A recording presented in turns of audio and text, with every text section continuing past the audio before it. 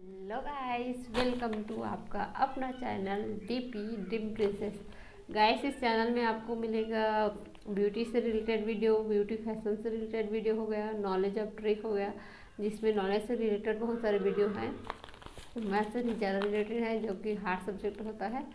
और इसमें reels of best collection हो गया, सबकी चॉइस फ़ोटो पोज हो गया, और सम रेसिपी है गाइस जिससे जो मेरे को अच्छा के साथ में शेयर करना चाहूँगी। तो आज का वीडियो है हम लोग का नॉलेज से ट्रिक वीडियो। बहुत सारी संख्याओं को मैं आप लोग को समझाते जा रही हूँ। तो आज की संख्या है परिमेय संख्या और अपरिमेय संख्या। इसमें काफ़ी कुछ कन्फ्यूजन होता है, और एक छोटे क्लास लोअर क्लास के लिए ही नहीं होता, ये बड़े क्लास के लिए भी होता है। यहाँ तक कि जो कंपटीशन एग्जाम होता है इसमें भी दोनों में डिफरेंस या फिर दोनों में जो क्वेश्चन दिया रहता है कि ये कौन सा परिमेय संख्या है और कौन सा अपरिमेय संख्या है। तो अगर आप ये वीडियो को शुरू से लेकर लास्ट तक देखेंगे तो आपको बिल्कुल भी थोड़ी सी भी कन्फ्यूजन नहीं होगी और आप हर क्वेश्चन को आसानी से सॉल्व कर सकेंगे। तो प्लीज़ गाइस, मेरा वीडियो को शुरू से लेकर लास्ट तक जरूर देखें। तो चलते हैं आज के वीडियो की ओर। अगला हमारा संख्या है अपरिमेय संख्या, इरेशनल नंबर। ठीक है, इसकी परिभाषा जानते हैं। वह संख्या जो भिन्न के रूप में ना हो। ठीक है, वह संख्या जो भिन्न के रूप में न हो, अर्थात p/q के रूप में न हो और इसमें q का मान शून्य हो सकता है। ऐसे संख्या को हम अपरिमेय संख्या, इरेशनल नंबर कहते हैं। उदाहरण है वर्गमूल 3, वर्गमूल 2, 0.101 0.001 0.001 ...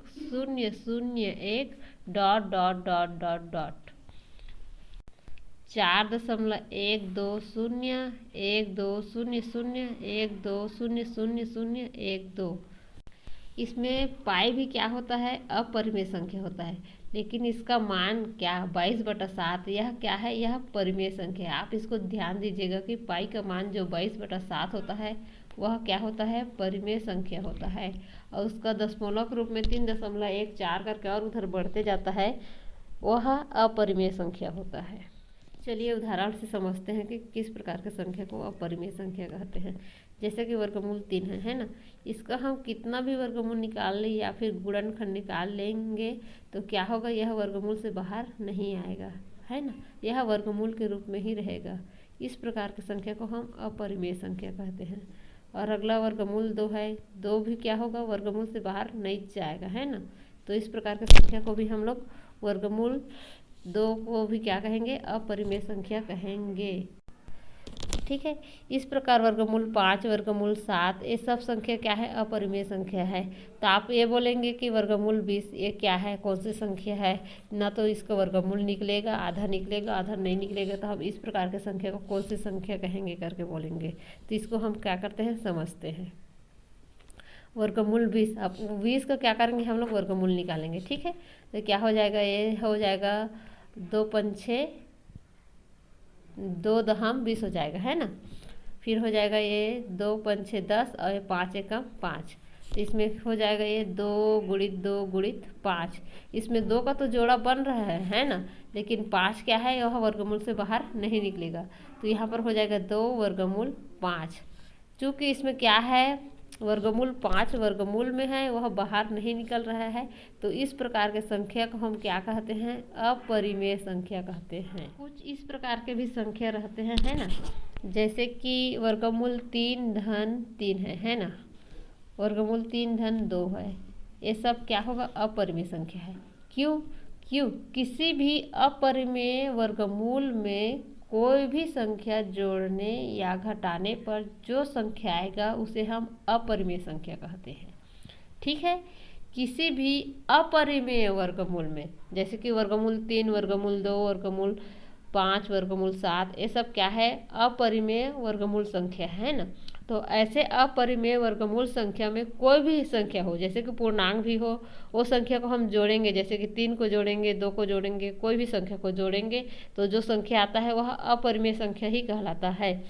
आप समझ गए कि किसी भी अपरिमेय वर्गमूल संख्या में गुणा करेंगे या फिर घटाएंगे या जोड़ेंगे तो जो भी संख्या आता है वह क्या होगा, अपरिमेय संख्या होगा।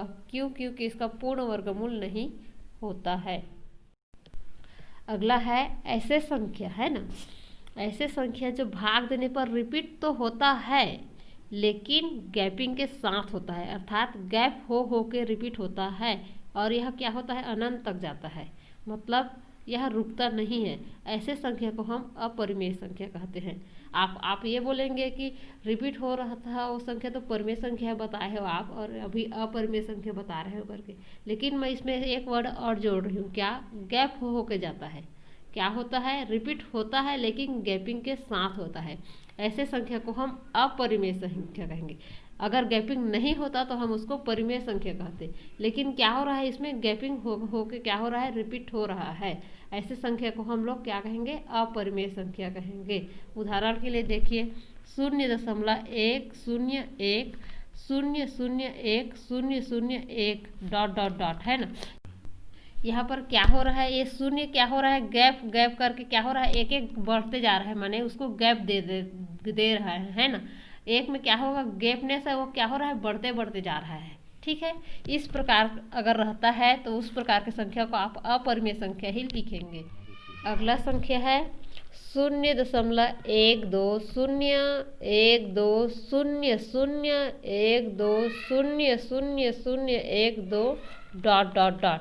मतलब इसमें भी क्या कर रहा है, जो शून्य है वो बढ़ते जा रहा है, वो क्या कर रहा है, गैप को क्या कर रहा है, वो बढ़ाते जा रहा है।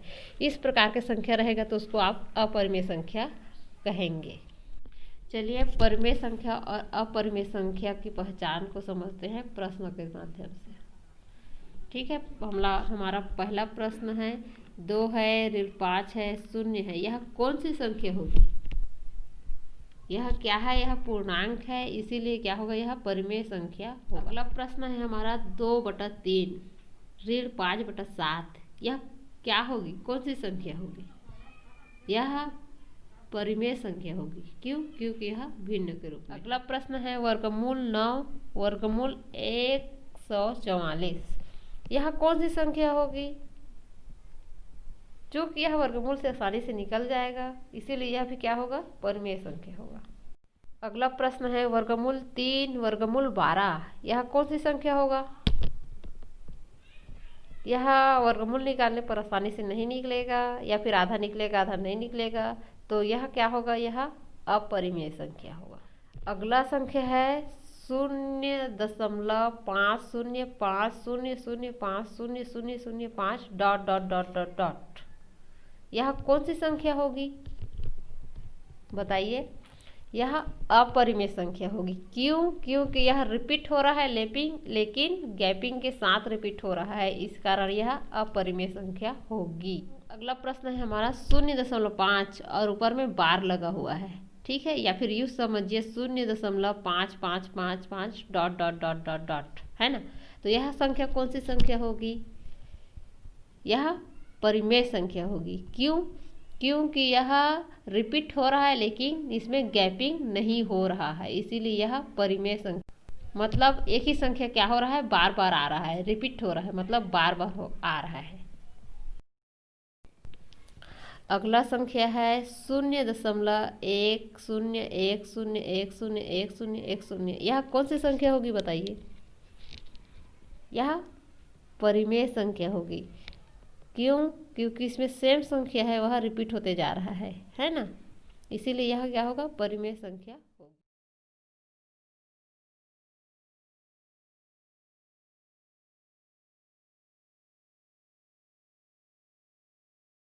अगला प्रश्न है 0.10010010001000100001 dot dot dot dot dot, है ना। तो आप यह कौन सी संख्या होगी।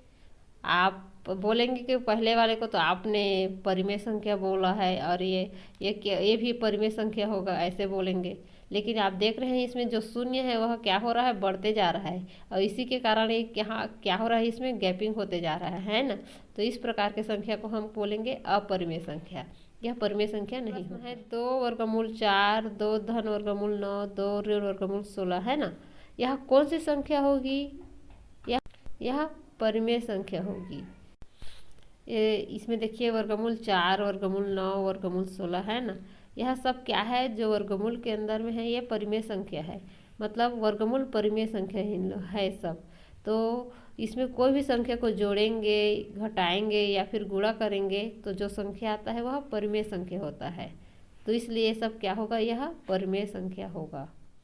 अगला प्रश्न है 2 वर्गमूल 3, 2 धन वर्गमूल 3, 2 ऋण वर्गमूल 6। ठीक है, ये कौन सी संख्या होगी, ये सब यह अपरिमेय संख्या होगी। ठीक है, क्योंकि जो वर्गमूल के अंदर में है यह अपरिमेय संख्या है, और किसी भी अपरिमेय वर्गमूल संख्या में कोई भी संख्या जोड़ेंगे, घटाएंगे या गुणा करेंगे तो जो संख्या आता है वह अपरिमेय संख्या होता है।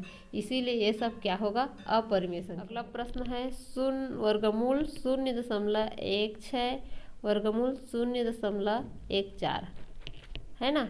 यह क्या है, दशमलव के रूप में भले है, यह कौन सी संख्या होगी बताइए। यह परिमेय संख्या की होगी। क्यों, यह दशमलव के रूप में भले है लेकिन यह क्या है, वर्गमूल के अंदर में है और वह आसानी से निकल जाएगा। ठीक है, इसीलिए यह परिमेय संख्या होगा। अगला प्रश्न है हमारा वर्गमूल 0.3 है ना।